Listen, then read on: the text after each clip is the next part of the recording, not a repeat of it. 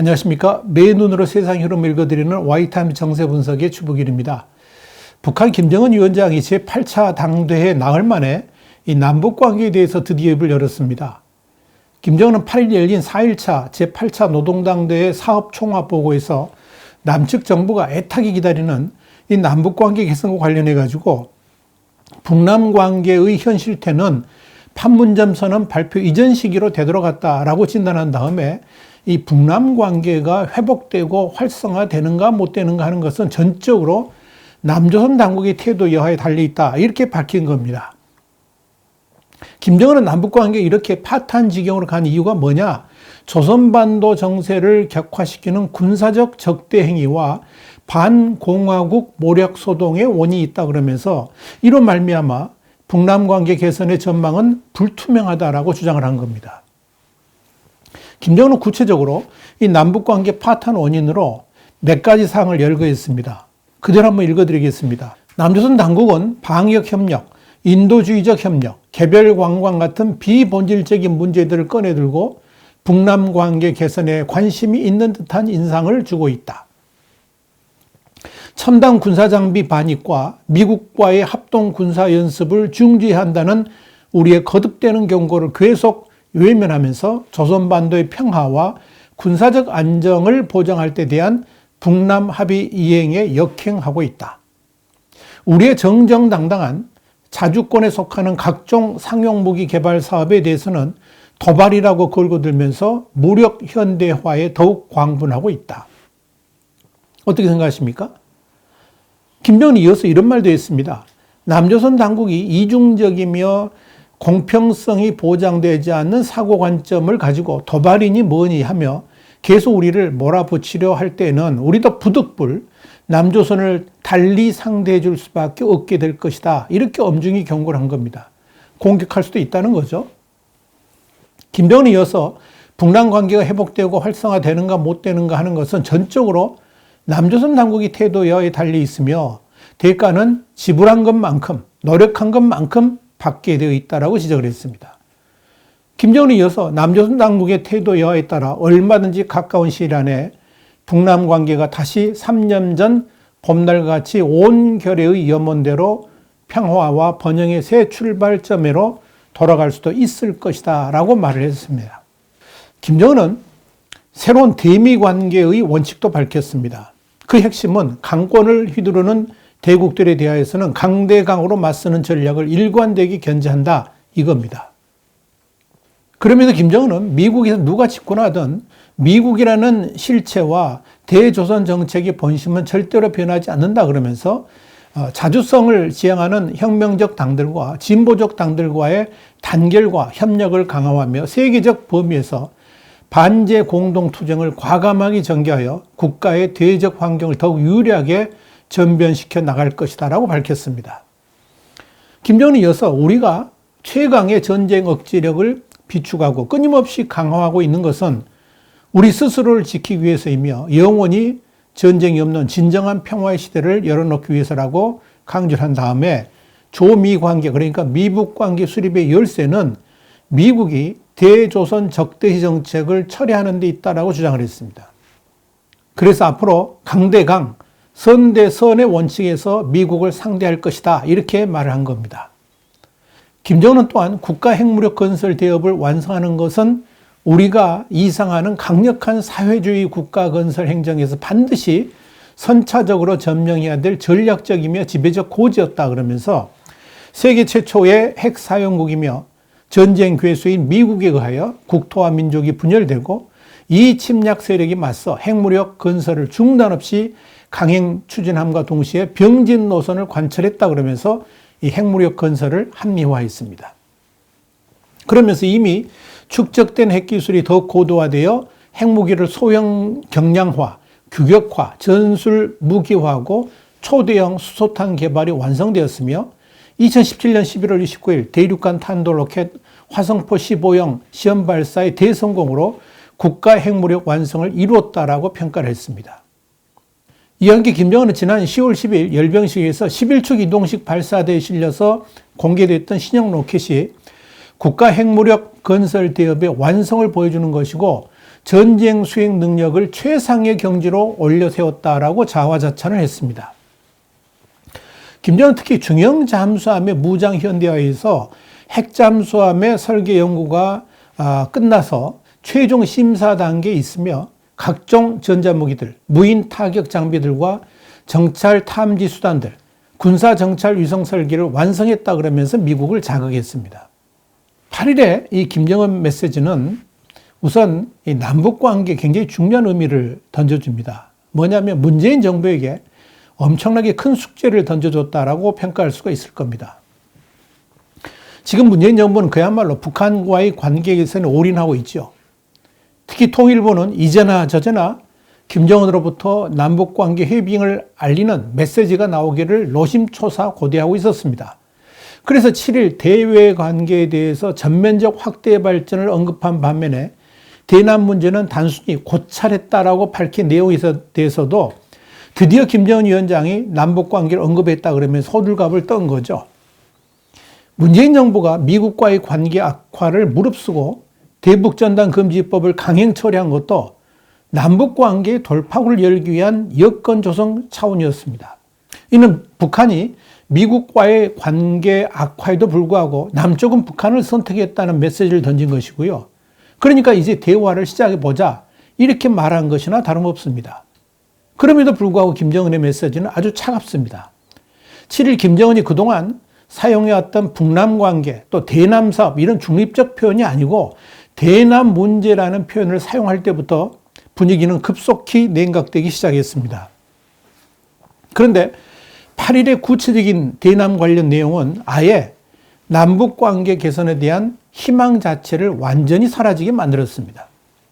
우선 김정은은 문재인 정권에 대해 본질은 회피하면서 비본질의 문제로 남북관계를 호도하고 있다고 강력하게 비판했죠. 문재인 정부가 코로나 방역 협력이나 개별 관광 같은 곁다리 주제를 가지고 북한과 뭔가 협상의 물꼬를 터보려고 하는 것 자체에 대해서 북한은 상당한 불만을 가지고 있다 하는 이야기입니다. 이건 통일부 이인영 장관이 그동안 남북관계 개선 방안으로 제시를 해왔던 이슈 제기들을 한마디로 뭉개버린 것이고요. 그런 쇼하지 말라라고 질책한 것이나 다름없습니다.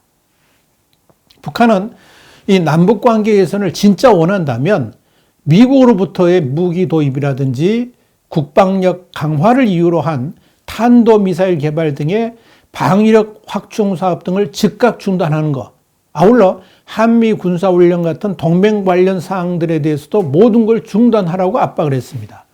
북한은 이런 모든 것들이 바로 뭐냐? 반통일적 행태라고 봤습니다. 그러면서 북한이 개발하고 또한 실험하고 있는 탄도미사일이나 방사포 등에 대해서도 시비를 걸지 말라 이렇게 요구를 했습니다. 결국 김정은이 남쪽이 요구하는 건 뭐냐? 한미동맹 자체를 완전히 무력화하라는 것이고요. 더 이상 미국에서 무기 도입하는 것도 중단하라는 거죠. 남쪽 당국이 그런 북한의 요구에 어떻게 수용해 가는가를 봐가면서 북한도 대화를 할 것인지 말 것인지 어느 정도 수준으로 문을 열 것인지를 결정하겠다라고 김정은은 단호하게 말한 겁니다. 김정은의 발언을 다른 말로 표현하자면 남쪽은 김정은이 요구하는 대로 모든 걸 행해야지 대화의 문을 열어줄 수 있다는 것인데요. 이건 한마디로 남한이 북한에 완전히 납작 엎드리고 북한이 시키는 대로 해야만 남북관계 발전도 있을 수 있다라고 통보를 한 겁니다.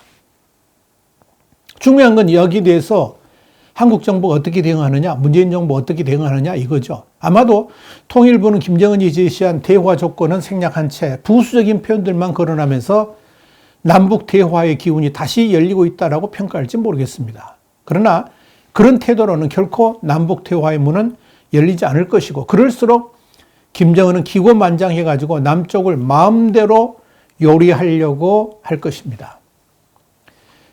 김정은 연설의 두 번째 의미는 바로 미북 관계에 대한 겁니다. 김정은은 미북 관계에 대해서도 큰 소리를 치고 나왔죠. 한마디로 강대강으로 맞서겠다는 의지를 밝힌 겁니다. 김정은은 핵무력 건설의 완성을 강조하면서 핵기술을 고도화하고 초대형 핵탄두 생산을 지시했다라고 밝혔습니다. 그러면서 김정은은 다탄두 유도 기술 연구가 마감 단계에 있고 정찰 위성 운영 기술을 확보했다라고 주장을 했습니다. 이와 함께 가까운 시일 안에 이 극초음속 무기 개발, 수중 및 지상 발사 고체 엔진 대륙간 탄도미사일, 핵잠수함, 수중 발사 핵전력 무기 보유를 과업으로 제시를 했습니다. 하나 더 주목할 건 뭐냐면 핵잠수함의 경우에 설계가 최종 심사 단계에 접어들었다라고 강조한 부분입니다. 또한 ICBM과 관련해서는 1만 5천 킬로미터 사정권 안에 임의의 전략적 대상들을 정확히 타격 소멸하는 명중률을 더욱 제고해가지고 핵 선제 및 보복 타격 능력을 고도화할 때 대한 목표가 제시됐다. 이렇게 말한 대목입니다. 여기서 우리가 판단해야 될 부분은 이런 김정은의 주장이 어디까지가 진실이고 어디까지가 이상이나 꿈인가 이거 걸러내야 된다는 거죠. 우선 지난 10월 10일에 열병식에서 선보였던 다탄두 미사일과 관련해서도 김정은은 마감 단계에 있다고 주장을 했습니다만은 이런 김정은의 말은 별로 신빙성이 없어 보입니다. 북한이 과연 그런 기술을 획득했을 것인지에 대해서는 많은 의문이 있기 때문이죠. 이미 지난 10월 10일 열병식에서 다탄두 핵무기를 과시했을 때 외국의 전문가들은 저거 실제 무기가 아니라 그냥 모형일 거다 이렇게 분석을 했었죠. 그런데 그 판단이 맞았다는 것을 김정은도 이번 연설에서 은연중에 시인을 해버린 겁니다. 핵잠수함도 그렇습니다. 김정은은 핵잠수함 개발의 최종 심사 단계에 들어섰다고 했지만 이건 과장포임이 분명합니다. 전반적으로 김정은은 온갖 고도의 기술들이 필요한 무기들을 열거하면서 미국을 위협했습니다만은 이건 사실 두려움을 숨기기 위한 허장성세로 판단이 됩니다. 김정은의 이런 대남 공세는 지금 북한이 방역 공조 같은 자질구레한 교류들이 필요한 것이 아니고 한마디로 대한민국 전체를 북한에 다 상납했다라고 해도 좋을 정도로 북한이 요구하는 것들을 모두 들어줘야 된다는 약속을 해주라는 것이고요. 그래야지 남쪽 정부하고 손을 잡을 수 있다라고 말한 것이나 다름없습니다. 남쪽 정부가 북한이 요구하는 대로 하려면 한미동맹을 깨야 되고 그저 북한과 통일 형태로 나아가야 된다는 걸 의미합니다. 그게 가능하지 않다는 건 김정은도 잘 알 겁니다. 그런데도 김정은이 그렇게 말하는 것은 북한도 지금 차분하게 대화를 시도할 만한 여유가 없다는 뜻이고요. 지금 당장 미국을 무시하고 전폭적으로 북한을 지원하라고 이렇게 말하는 거죠. 그런 선택을 문재인 정권 보고 하라고 강요하고 있는 겁니다. 북한이 그렇게 말도 안 되는 요구를 하는 것은 문재인 정권도 2022년에 정권 재창출을 해야 되는데 그러려면 남북 관계의 평화 모드 분위기 조성이 정말 중요하죠. 그것하고 김정은의 요구를 맞바꾸자는 그런 의미일 것입니다.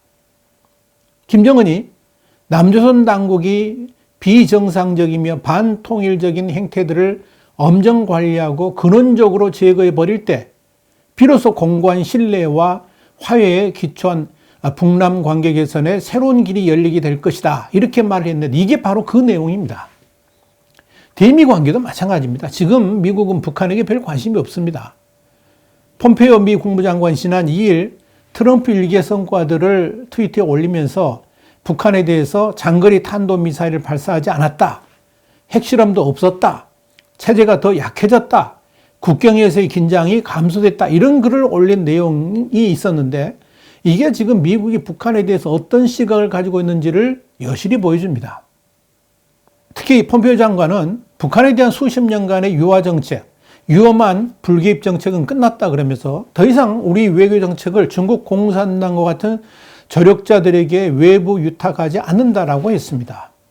여기서 핵심이 뭐냐면 북한의 도발을 억제하기 위해서 중국에 뭔가를 청탁할 필요조차 없는 상황으로 북한의 위협이 사라졌는데 이건 김정은 체제가 그만큼 힘을 잃었기 때문이다. 이렇게 본 겁니다.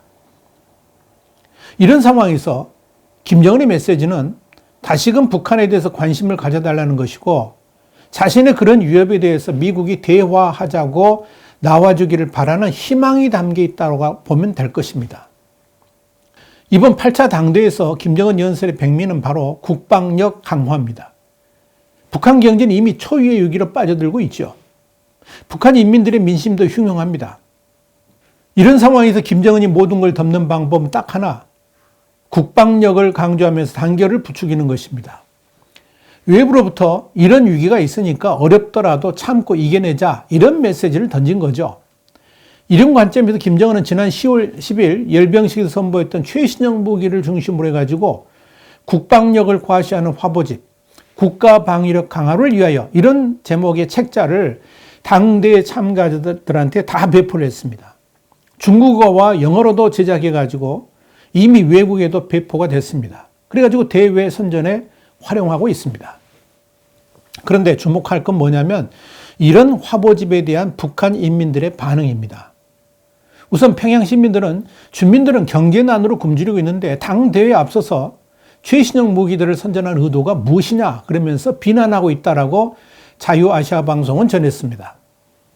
소식통은 그러면서 주민들은 최고 존엄이 직접 제7차 당대에서 제시한 인민경제발전 5개년 계획을 엄청나게 미달했다고 자인하는 마당에 인민경제 회복과 상관없는 국방력 강화 선전이 웬 말이냐라고 지적하고 있다 그러면서 당대의 선전 책자에 국방력을 과시하는 것은 앞으로 당의 정책 방향이 경제난 극복보다는 국방력 강화에 중점을 둘 것임을 예고하는 것이라고 꼬집었습니다.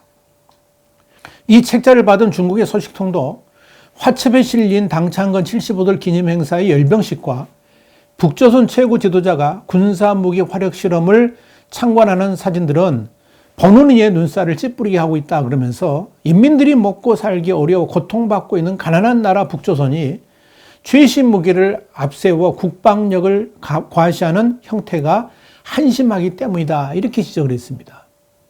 소식통은 이어서 중조, 그러니까 중국과 북한 국경이 꽉 막힌 와중에도 북조선이 중국어판 화보까지 만들어 중국인들한테 배포하고 있다 그러면서 북조선의 이 같은 행보는 최고 지도자가 앞으로도 주민들의 의식주 문제보다는 핵무기 개발에 힘을 쏟겠다는 의지를 분명히 한 것이라고 강조를 했습니다. 김정은은 일단 주사위를 던지긴 했습니다만 우선 미국이 김정은의 뜻대로 움직여 줄 것으로 보이질 않고요. 한국 정부도 김정은의 생각대로 가지는 못할 겁니다. 우선 문재인 대통령의 지도가 급격하게 하락하면서 이미 레임덕에 들어선 상태에서 대한민국의 정체성을 바꿀 수 있는 대북 정책을 펼치기는 어려울 것이고요. 또 한미동맹을 무시하고 대북 정책에 나설 수도 없을 것이기 때문에 그렇습니다. 미국 또한 새로운 행정부가 북한과의 대화를 할 가능성도 거의 없어 보입니다. 만약 북한과 대화를 하더라도 2021년 가을 넘어서야 될 것이고 그것도 강력한 비핵화 의지를 다질 것이기 때문에 그렇습니다. 이런 관점에서 김정은은 거창한 허장성세에도 불구하고 갈수록 상황은 악화될 것으로 이렇게 판단이 됩니다. 앞으로 더 지켜보겠습니다. 와이타임 정세 분석이었습니다. 다음 주에 다시 뵙겠습니다. 감사합니다.